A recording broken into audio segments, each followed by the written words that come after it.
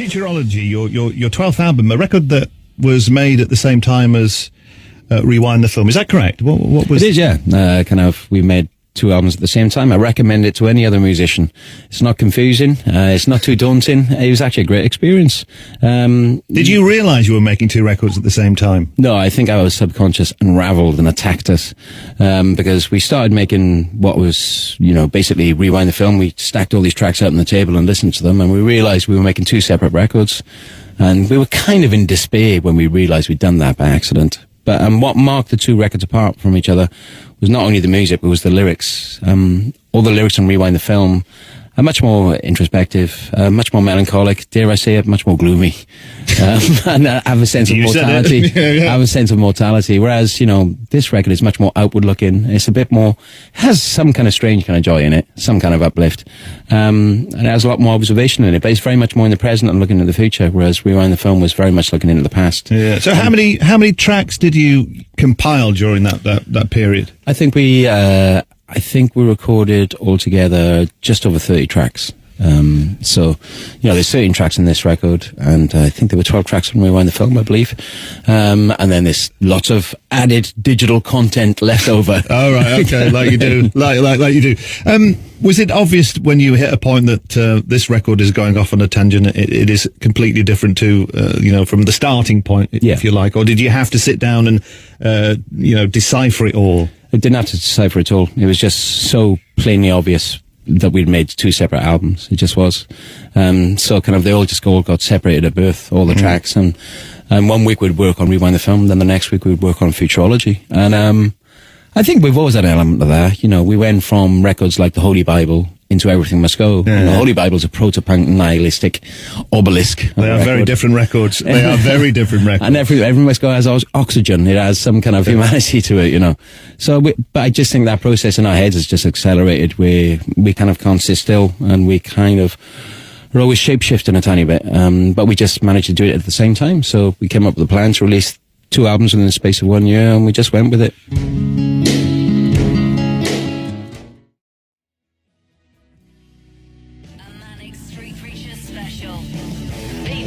And James Dean Bradfield talk Futurology.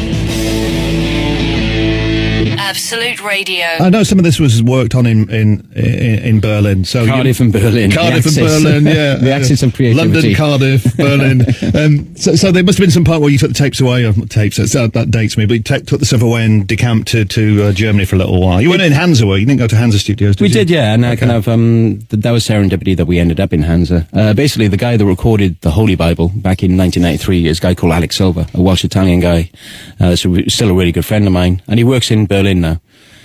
And we just said to him, we want to reconnect with him halfway through recording the record. We said, should we go and record with somebody else, get a fresh view on things? And he said, well, come and work with me in Germany. And we said, well, we don't want to go to Berlin. We don't want to overdo the shtick, with Iggy Pop and David Bowie and U2 acting Baby. So we asked him to find another studio in Germany, and in the end he came back and he said, why are you being so obtuse? I live in Berlin, I work in Hansa, it's I know a great studio. Just come and, so we did, and it was the right decision. But he's a guy that goes back, I've known him since 1992, and he's just a fantastic bloke. And he still just tapped into what we are. He realizes that sometimes we're quite narky, quite narky, twisted Welsh guys, and other times we just, we have this kind of strange ambition where we want to try different things, and we hadn't worked for each other for a long, long time, and it just happened, so it's cool. So what was the Hansa experience like? Because I've never been to the studio. I've been to a lot of famous studios, but Hansa is one of those where you think there must be, Bowie and Iggy Pop magic dripping down the walls. Does it feel like that? I think there are certain kind of venues or studios in popular music, rock music, whatever you want to call it. The expectations, everything you've read about them, the music that's been recorded there, all the expectations and myth and realities in your head. So by the time you get there's no way you can wash that out. So whether it be Barrowlands in Glasgow, I remember the first time I went there, it was exactly how I expected it, and it's never let me down. First time I went to Abbey Road, I couldn't believe it. The first time I went to Rockfield? Well, Rockfield, yeah. God, Rush recorded there. We were just mad about that. I think Queen did some of Bohemian Rhapsody there. Oh, yeah. Stone Roses. Well, we've got the desk from kind of have you now? Yeah, we have. Back in the Bunnyman, Tabor Explodes, Graham Parker and the Rumour, all those kind of people. The first time I went to the Hitsfield studio in Detroit, and it's the same with Hansa, went there, and I was trying to match up all these pictures I've seen of Iggy Pop and David Bowie walking out of the place, and obviously, you know, U2 walking out of the place when they were doing Yakdom Baby, and I don't know if that feeds into the reality or it feeds into you aggrandizing the result you get from the place, but it all seems to make it work somehow. Yeah. It just does, you know, and these places wouldn't have held their allure and kept their myth and if they didn't have something about them, you know. And you do try to reimagine how Hansa would have been when the wall was right by it, when the Berlin Wall was there. Yeah. And it just did work out amazingly. You know, sometimes you get to a studio and it takes you 3 days to hit your stride. And, you know, we arrived there in the evening. The next day we started work and we'd finished a track by the first day we were there. So, all right, so you think it was the right decision. The ley lines were right. The stars were aligned. We're talking old school stuff here, I think. Yeah, I think we are to a certain generation. But if you talk about, you know, Berlin at that stage and those photographs of Bowie and Iggy, I think were strung out on heroin at the time. It looks quite miserable and bleak. But with that, I mean, Depeche Mode went there as well. Yeah, they did. Depeche did a lot of that sort of hard edge stuff, and it is that the very industrial sound that comes through on your record. Although probably that comes from the Welsh valleys more than Berlin, if you know what I mean. But I think there's a good cross pollination between sensibilities. There's the sound of the collieries mixed with Berlin or something. Yeah, unfortunately, you know, kind of like, you know, German has an intact manufacturing sector, which we don't in Wales anymore. There was a hard edge to it, but also I think we just had so much inspiration through travelling through Europe. We've toured Europe heavily since 2006, let alone since 1991, and we've seen like places like Berlin change in front of our eyes, you know, and it's an outsider's view of Germany to a certain degree, you know, where you see the past, the present, and the near future all sit comfortably next to each other in Germany. You know, the first time I went to Berlin and to Potsdamer Platz, it was just 20 cranes into the distance just rebuilding Potsdamer Platz. And now it is, you know, the visualized future sitting in the present. It's amazing. And then you walk a mile away from that and, you know, you've got Prenzlauer Berg, which was formerly East Berlin, and you can sense the past there. And I don't know, Germany have managed to keep hold of their tradition, but also they've stormed into the future as well. It's an amazing achievement to a certain degree.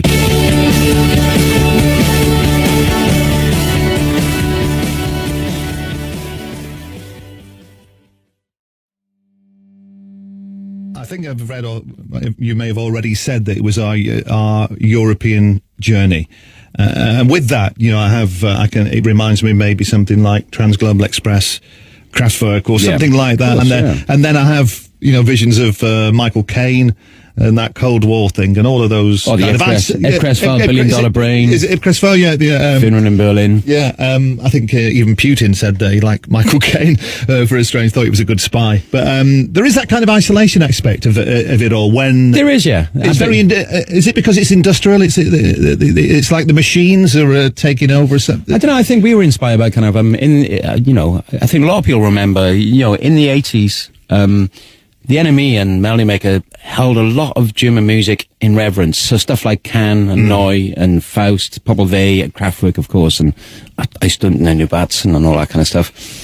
So naturally, I was a real kind of train spotter music nerd when I was young, and I was buying these records and I was trying to make sense of them. So I went to read more about them. And of course, all that music came out of post-World War II Germany, where, you know, the past was destroyed for them, and they were just without any fear trying to look in the future, saying, everybody's messed this country up, you know, and that was not our generation. We're going to create something new. And if you see pictures of when, you know, Can and Neu were in the studio, it's just all machines linked together with lots of wires, but in I think Kraftwerk built the studio. They did, yeah. You know, but they were different. They were always quite clean. Yeah. But you know, you see pictures of Can and Neu, and it's in farmhouses with water dripping through the roofs, and kind of, I just like the idea of them just trying to create the future out of something which was quite prosaic and quite, almost poverty-stricken, really. But through it all, if you listen back to a lot of those records, there's that certain pulse through them all, isn't there? Yeah. There's very rhythm, which you know, turned into electro and disco. You know what I mean? There is that kind of machine-driven rhythm of a pulse of all those things as well, which... There is. I mean, kind of, it is really strange. You do feel freedom when kind of you're touring through Europe. You feel a certain freedom when, like I said, you can have like when you're crossing the Øresund Bridge between Denmark and Sweden, which is just we wrote the song "Walking the Bridge," which is based on it's based on an experience we had in the Orison Bridge about 4 or 5 years ago, before the program, the bridge itself, kind of thing. Mm-hmm. But sometimes just a place, your movement through it, or some kind of architecture does change the way you feel about everything. Yeah, and I think our senses are not dulled enough not to have been open to it as we've travelled through Europe over the last 22 years or so. A Manic Street Preachers special. Pete Mitchell and James Dean Bradfield talk futurology. Absolute Radio.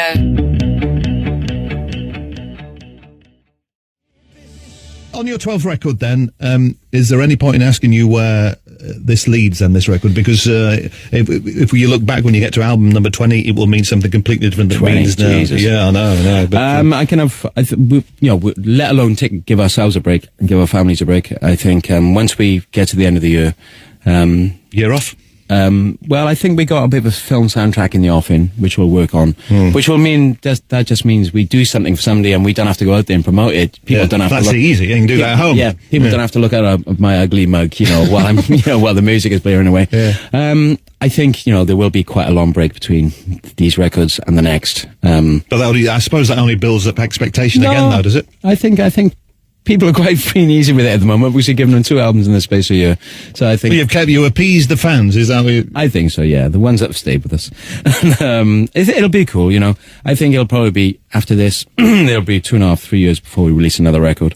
That's a long way off. But we'll have a film soundtrack in between, and we might, at the end of the year, also do some... the 20th anniversary of the Holy Bible gigs kind of thing. Wow, is that again 20 years? It's all you're hitting anniversaries every year now. I know we are, but we haven't bought into that shtick of doing all our kind of albums, anniversaries at the kind of Royal Festival Hall. We've always been releasing new records. You're not going to do a Cure 4.5 hour set or whatever. Do you know what, though? I wish I'd been there for that, because I'm a massive fan. Well, me too, but I think that's stretch. Is that a stretch? It's a heck of a long. It was probably 3.5 hours, was it? You need 2 intervals with that, I think. I think you do. Yeah. Well, you need sort of 3-course lunch. This is where rock and roll becomes theatre, definitely. Yeah. Before we finish, then, is there one particular song that we can highlight and talk about to end with, really, that kind of represents the making of this record, or the split, or whatever point? Yeah, no, I mean, I suppose I'll go for one of the instrumentals, to be honest. There's a song called Dream in a City, which is an instrumental, I've always had this ambition to try and replicate the instrumentals that David Bowie did in his Berlin period, but also early Simple Minds stuff. I Travel? That's got a vocal on it. Yeah, it's got a vocal. Theme for Great Cities. Yeah, It's been plundered by so many dance records. It's been sampled so many times. And I loved, Simple Minds on their 2nd, 3rd, 4th, 5th albums. They were one of my gods. I still bow to them, kind of thing.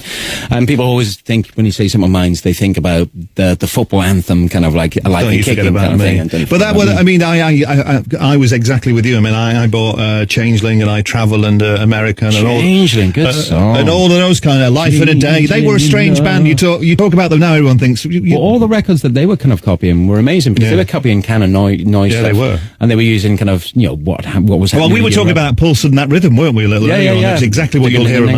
That Sweating Bullet, isn't it? It's not a love song. Yeah. But kind of, I always love the way that Scottish bands always try to infuse it with a bit of soul or dance element kind of thing, Yeah. And it kind of, so I've always had this ambition to try and create an instrumental which could kind of nearly keep up with Theme for Great Cities. So I'll go with Dream in a City off this album. Okay, well, a great 12th. But here's to the 13th, and lucky for some. Yeah, well, it means we'll have to do 13 and 14 at the same time then. All right, to ease the bad luck. All right, James, thank you. We're going to play that. Here we go.